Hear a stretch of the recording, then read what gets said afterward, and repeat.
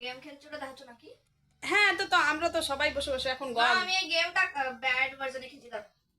না না না না, আমরা এখন বসে বসে সময় পাস করছি, কারণ এখন আমাদের পাওয়ার নেই। পাওয়ার না থাকলে তোমাদের ঘরে কিরকম করে তোমরা সময় কাটাও একটু বলো, আর পাওয়ার থাকলে তোমাদের ঘরে কিরকম করে সময় কাটাও সেটাও বলো। আমার ঘরে যখন পাওয়ার না থাকে তখন হাতে মোবাইল থাকে, আর এটা সেটা হ্যাঁ ঘাটাঘাটি হয়।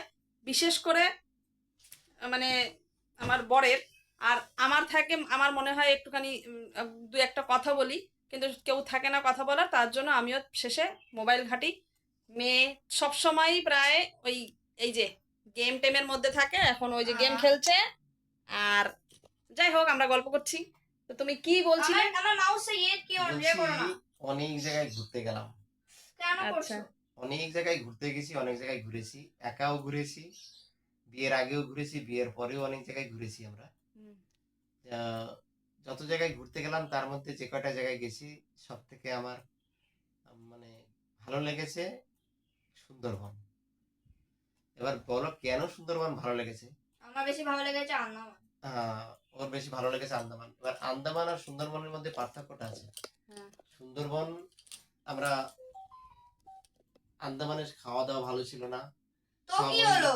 সবই লবণ জল আর জাহাজে ঘোরা।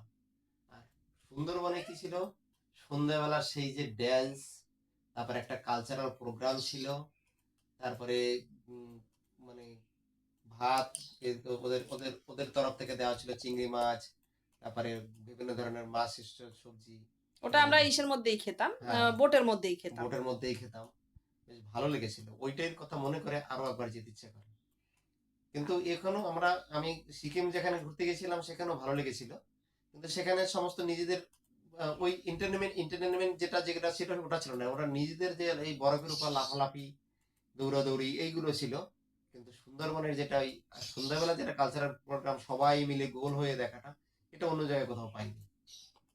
এই জন্যই সুন্দরবনটা বেশি ভালো লেগেছে। তাহলে মেয়ের আন্দামান লেগেছে।